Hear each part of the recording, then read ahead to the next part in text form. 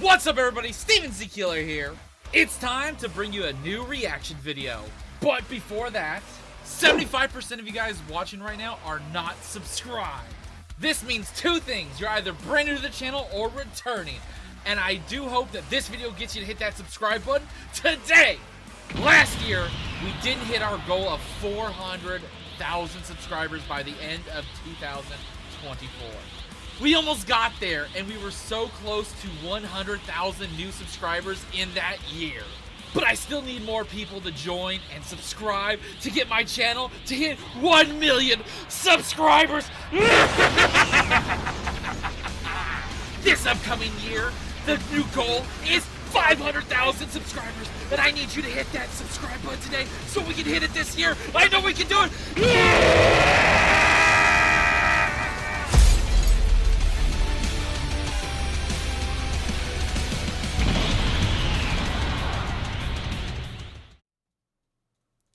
What's up everybody, Steven Z Killer here bringing another reaction, and today we got some more game theory with some more Five Nights at Freddy's.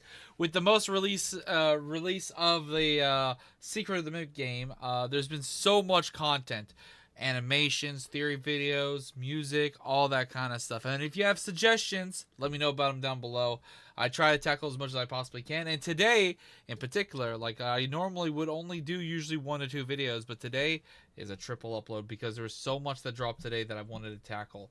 One, this dropped, and this will be my 3rd video. By the time you guys are seeing this, though, it'll be several hours later because I'm going to have the other 2 videos drop first. So if you didn't see those 2 other videos, please, by all means, go check out those videos. One that involves the moon waking up. The other one involves Hell of a Boss. New short, go check out that video. And of course, if you want to check out any of the videos I uploaded last week or so, go check out those videos. Plenty of awesome content for you to sit down and enjoy watching with me. Anyways, we have a new theory today: how to stop the Mimic for good. This dropped an hour ago, but like I said, when you guys are watching this, this will be several hours later. But as of recording this, this is an hour ago for me. So don't forget to show your support to Game Theory channel by liking the original video, subscribing, doing all that good stuff. I'm here for this. I think we have maybe 1 or 2 more theories still in development, because they said almost 4 theories based off of the game, and who knows, they might even make a 5th one. There's so much for them to dive into. And they're still just scratching the surface of what they can come up with based off of the new game. So let's get into this and enjoy it right now. Sun and Moon are the key to solving the Mimic. We always knew that these strange characters were in some way connected to our latest big bad, but thanks to Secret of the Mimic, we finally know why. And it tells us everything we need to know to end it all. Oh, okay. Hello Internet! Welcome to Game Theory, the show that's looking for lore all day and night. And I've been deep on the lore hunt, friends, thanks to the release of Secret of the Mimic. In the last episode, so much lore! We focused heavily on the past and present of the Mimic, or Mimics, M1 and M2. M2 being the physical animatronic that we fight during the game, a copy of M1's programming gone wrong, that ends up locked away underneath Murray's costume manor, and eventually the Pizzaplex all those years later. Thanks to the inclusion of the scoop and costumes from MCM, the spare parts we find lying around the facility, and, you know, the fact he's still doing the whole attack humans thing because of what Edwin did to it. You're not him. Yeah. You're not. Stop sounding like him. M1, on the other hand, is a program that during the game is primarily appearing as Fiona, Edwin's deceased wife, trying to fix M2 in order that she can get her son, David, back. She convinces Edwin to build something called the Cradle, a large computer that Mixes spawns from during Ruin. The problem is, as time's gone on, M1 gets removed from the Cradle and is used by Fazbear to create a VR game, Help Wanted, being taught all about Afton's escapades and therefore beginning to mimic his actions, creating Glitch Trap. Now, M1 is confused, still trying to bring back her family, but who her family is has become a mix of her own family, like the magician and nanny bots representing her and Edwin, with the children of the Afton family that we saw in the original run of games. But what we didn't get to talk about last time was the future of the Mimic, and its connection to a character that we have been theorizing about we saw in the... Oh, Oh, so for Fiona, David is the crying child. The original run of games. But what we didn't get to talk about last time was the future of the Mimic and its connection to a character that we have been theorizing about for years, Sun and Moon. When he first showed up in Security Breach, we... Oh, I get it. I see where they're going. M1 is Sun. M2 is Moon. Oh, okay. Makes sense too because their color scheme. We knew nothing about this guy or what his purpose in the whole M1 has orangey yellow eyes. M2 has bluish eyes, blue character, yellow character. Okay. story was. By the time Ruin came along, it felt like he had to be connected to the Mimic, with both of them sharing the same individually moving teeth, and the fact that he wears a jester costume, which felt very connected to both the jester costume we learned about in the books, as well as the whole Fall Fest carnival. But now we have Secret of the Mimic, and Sun and Moon are all over this thing.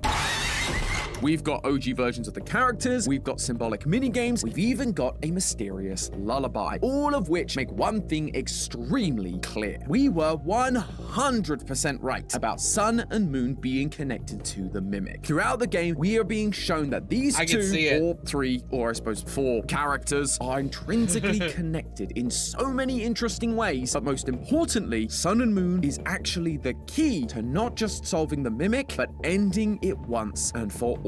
I hope you've knocked over all your stackable toys, friends, because it's finally time to clean up the mess that is Sun and Moon. But before we get started, quick reminder, on August 16th at 2 p.m. Eastern, I'm going to be hosting our FNAF Secret of the Mimic live talkback, and I'm going to be joined by the wonderful John FNAF, Rytos, Ivy's Fantasy, Hyperdroid, and Dorko. We're going to Damn, that's a huge lineup. be talking all things Secret of the Mimic, and even I only recently watched one of Ryan Toast's videos, but I've seen pretty much all these. I don't know if I've seen this channel at all, but I know I've only recently reacted to one of his videos. I've reacted to a couple of videos from both of these two, and of course Daco as well. taking some questions from you guys. So make sure you're subscribed and tune in to be a part of it. You won't want to miss it. Remember, that's August 16th, 2 p.m. Eastern, right here on Game Theory. But now, back to...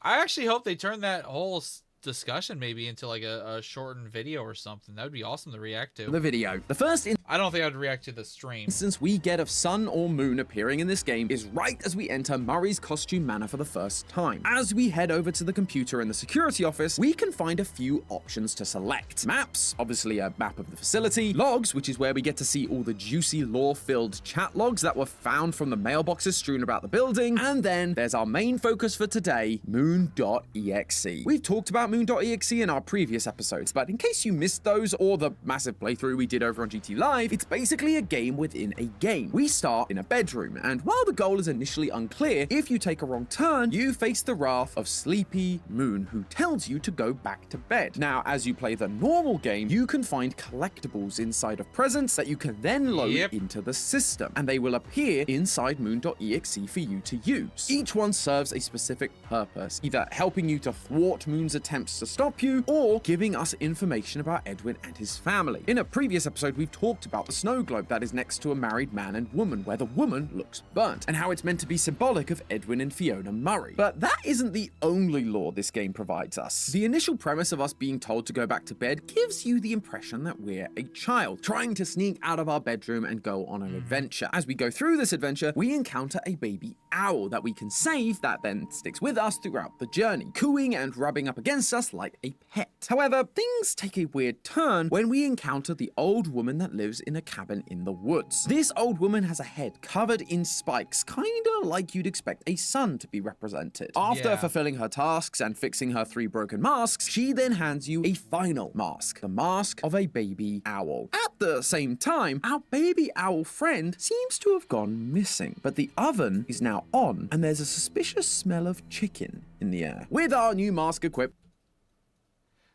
I never noticed that. What the fuck? This Sun Woman takes us to a cave that Moon is guarding, only for Moon to see the baby owl mask and to run away crying. This was the moment that things clicked for me. At first, I figured we were playing as David, with Moon being an obvious analog for his father, Edwin. That's why we got explicit messages like, "Go back to bed, I'm too busy." Things that Edwin would actively say to both David and his wife, Fiona. Just give me a minute. David's 2 years old. He won't remember a thing. Besides, he's got plenty more birthdays. However, this moment where Moon, Ooh, that last statement though. Plenty more birthdays. Oof. Edwin sees us wearing a baby owl mask and then runs away crying, along with us only gaining the owl mask as the baby owl disappeared, it made me realize we weren't playing as David, but the mimic, M2. M2 was designed to mimic David perfectly, like it was wearing a mask pretending to be him. And we know that that actually really upset Edwin. Stop, not him. You're not. Stop sounding like him. This game, therefore,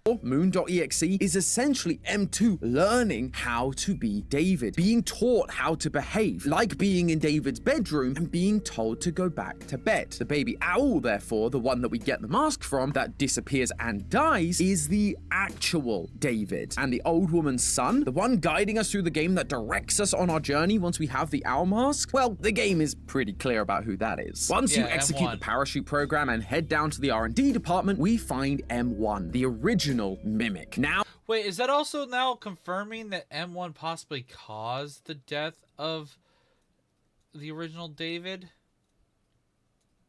Because why would the owl disappear and then there would be smell of chicken?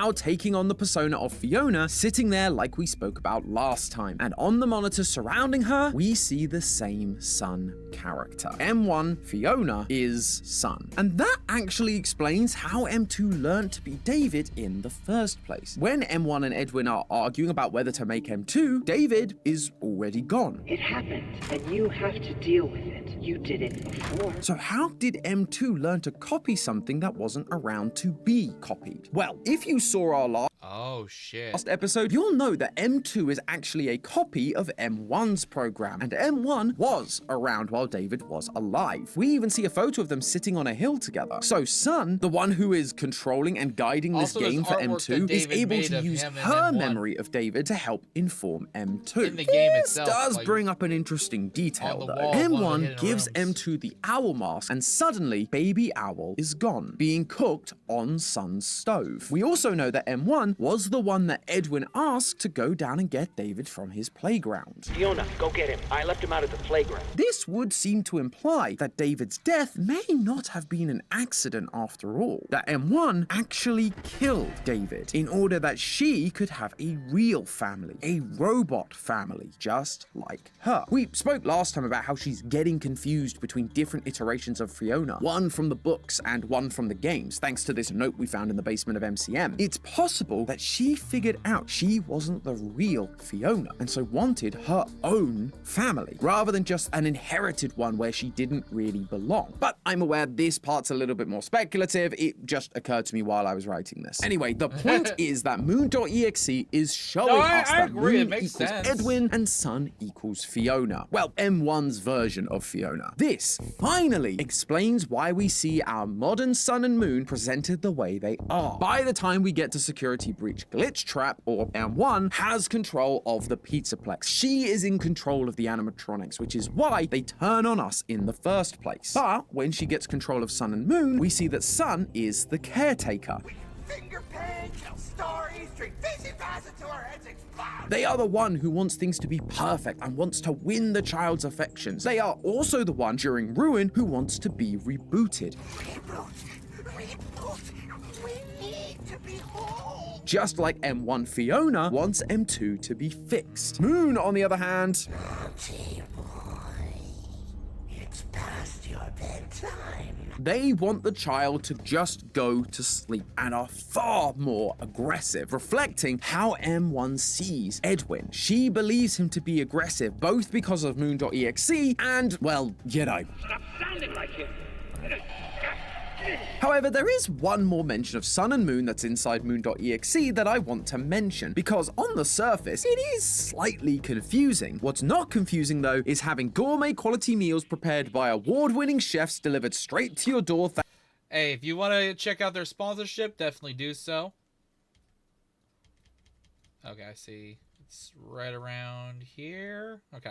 Check out the link in the description down below. Check out the original video and check out their sponsorship in their description. The cave that Moon was guarding, we encounter a broken statue. We go through the various tunnels and one by one find pieces of the statue, putting it back together to create a Moon-like figure. Suddenly, we're told that we have been reborn. You rebuilt yourself, but now you are split in two. Moon and sun, destruction, and life. So, does this throw a hole in my argument here? Sun and Moon are now being used to describe M2, not Edwin and M1. And at first, that was my concern. But as I've thought about it more, I've realized it's not about the metaphor or symbolism changing. They're actually feeding into one another. The rebuilding of the statue is reminiscent of M2 rebuilding itself after Edwin destroyed it. You know, speaking of legs, what do you think? I just finished mine. But then, why a Moon statue? Something that specifically references Edwin. Well, because it's not the same Moon. Edwin is represented by Sleepy Moon, a full Moon character, but this Moon is a crescent Moon. This is a new character. Yeah, that was what I was wondering about that too. One that is similar to Sleepy Moon, even inspired by, you could say, but it's entirely its own thing. And when we're finished, we are told that it has been reborn. M2 putting itself back together wasn't just fixing itself, it was reborn. Now with a new input. Violence. Edwin's violence. Moon's violence. It was no longer just the M1 based program it was before. Edwin's actions affected M2 and caused it to be reborn as the violent animatronic we know now, like a new version of the character Moon. But it isn't just Moon. We're told that it is a combination of that destruction and the life of Sun. M1 wants to create life, making M2 their son, while Edwin wants to destroy M2. These two things have combined together to make the mess that is M2, and those pieces are now at war with each other. Again, just like Sun and Moon are in Security Breach. Duality in this franchise is something that I've wanted to write a theory about for a long time. It felt like there's been so much of it in the series, from the two-toned logo on the Ruin website, the two-colored eyes of the Tiger plushie, Sun and Moon, to even as far back as William versus Henry. It's always been about these two opposing sides being mixed together into one thing, something that usually ends in a mess or tragedy. At the time, I just didn't really know where it was going in order to write the theory on it, but now I understand. This is what it was trying to tell us. Visual clues to tell us the story of Edwin and M1 Fiona without actually spelling it out. It's also why Sun and Moon's moving teeth are the same as the mimics. They may not literally be the same. Sun and Moon may not actually be a mimic, but it's visual storytelling, giving us a physical clue to their connection. We were just missing the key detail of Edwin and M1 even existing in this continuity to be able to tie it all together. Although I'm sure the lore reason for the teeth thing is once again just the mimic rebuilding itself with spare parts. We'll see. But Sun and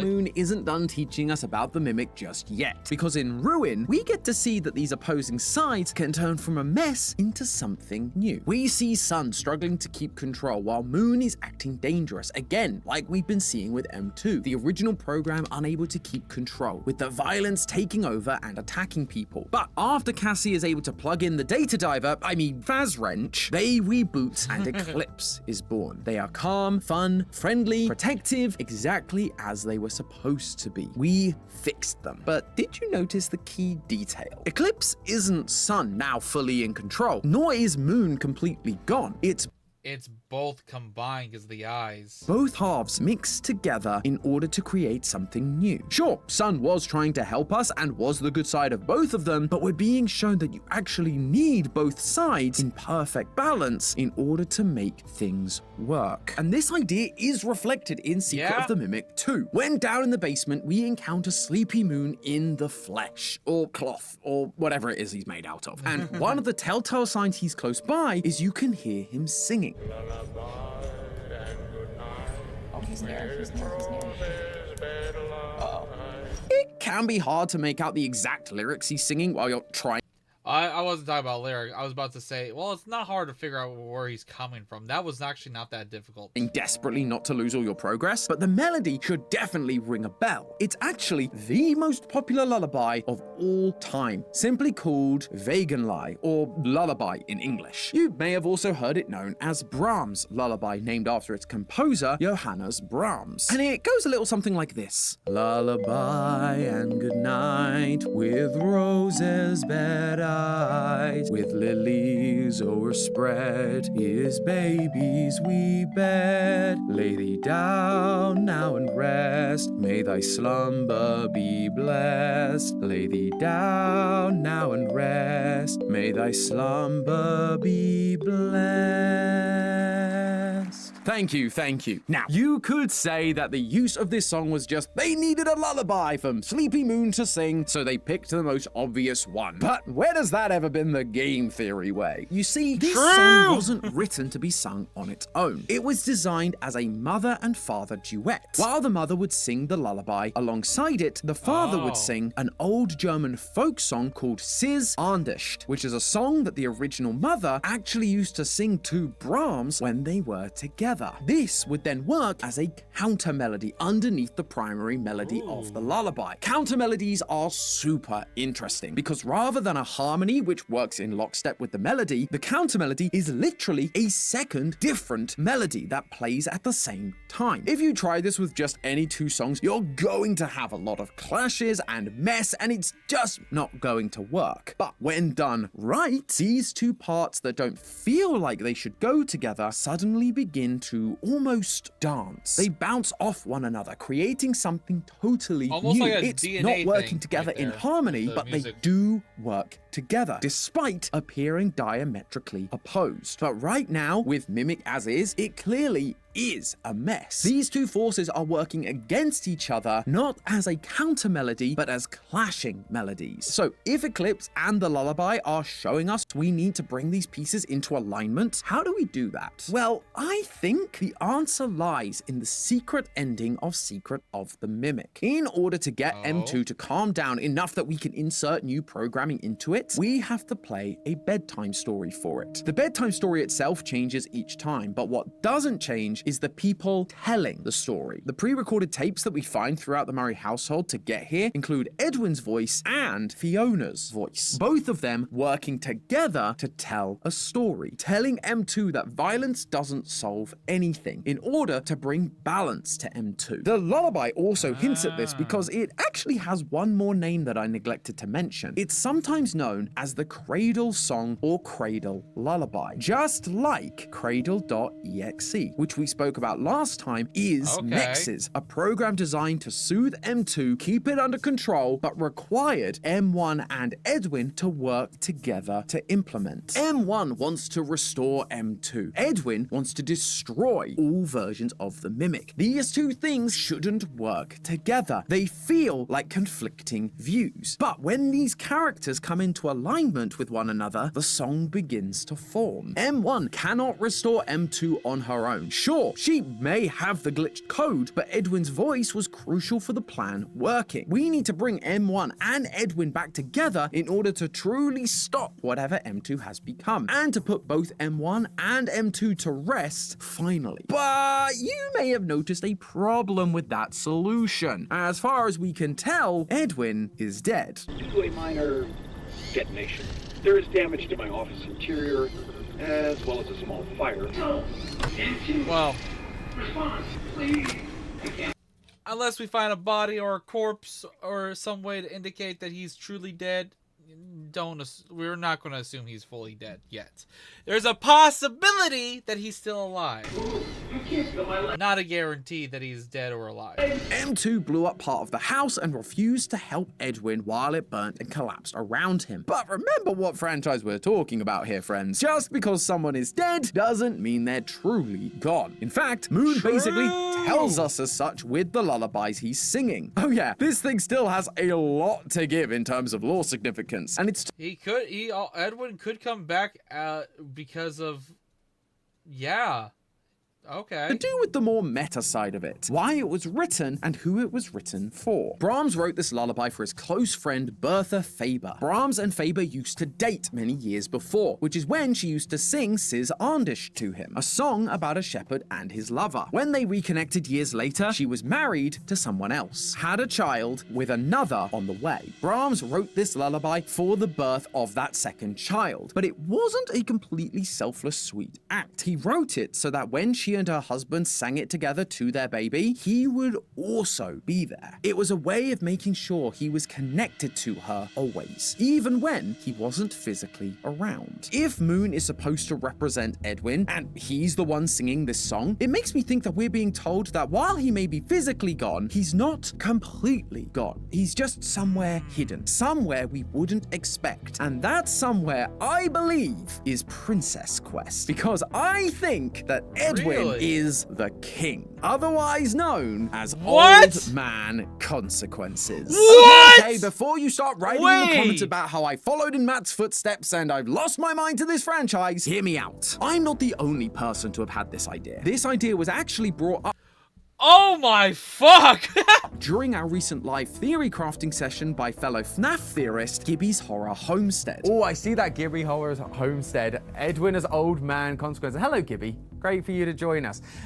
This thought actually occurred to me today. And not only had the thought occurred to me earlier that day, since then, I've not been able to get it out of my head. It just makes so much sense to me. I mean, Edwin is the ultimate man of consequence. His creation of crazy gadgets landed him in bed with Fazbear, who then took everything from him. His rushed inventions meant things could go wrong easily, so Fiona went to Fall Fest to make sure that didn't happen, and she died. He didn't pay enough attention to his son, and so David ended up dead. He created an incredibly powerful AI and then beat it up, and so in return, it killed him. Everything Edwin did came back to bite him on the butt. Consequence, thy name is Edwin. Plus, in the Tales from the Peterplex story, the storyteller, Edwin does come back 40 years later and tries to stop the Mimic. And Old Man Consequences in Security Breach is all about equipping the princess to defeat the Glitch Trap virus, aka the M1 program that's been corrupted by Afton's influence and is now running the Peterplex. We also know that Game Edwin wants to stop the Mimic, both Mimics.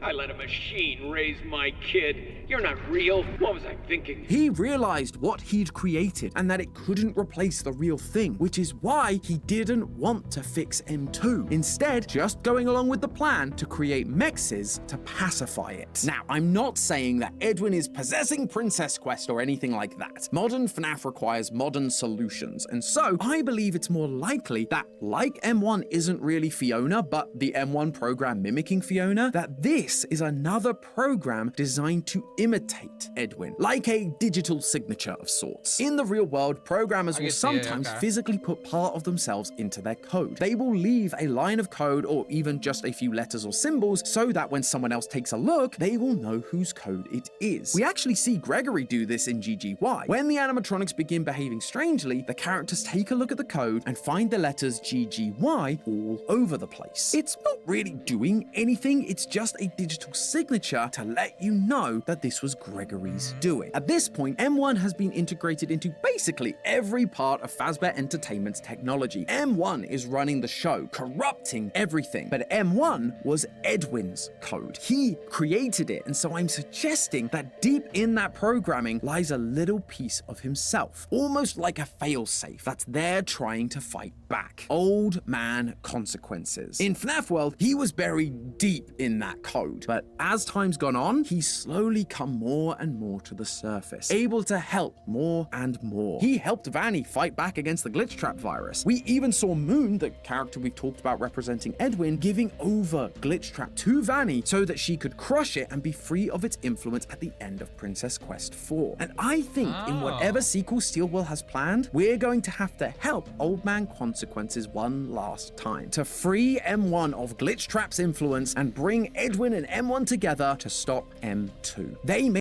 After we do get to that point of stopping M1 and M2 and all that stuff, I think FNAF is done. Maybe doing it for different reasons. Edwin may still want to destroy it. M1 may still want to fix it. But if we can get them to put aside their differences, those counter melodies are going to start to work together to create a complete piece that will end the internal battle of the Mimic once and for all. Although the Mimic in Ruin does seem to have a convenient hole where we had to insert the data diver during the secret ending. So we might have to figure out a different way to get these two fighting programs into it in the first place. But hey, True. That's just a theory. A game theory! Thanks for watching. World premiere.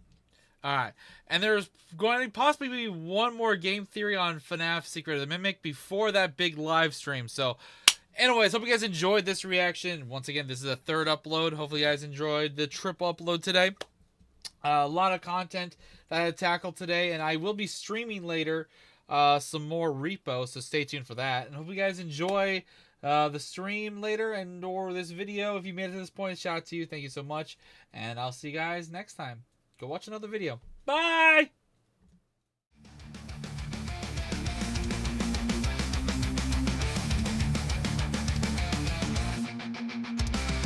In the pixelated world where the gamers unite, there's a name that shines bright, bringing joy to the night. Steven's killer, he's the king of the screen. With his epic playthroughs, he raises a knee. Laughing out loud as we watch him explore. From horror to laughter, we can't help but want more. With a heart full of passion, he shares his delight. Steven's killer, take us on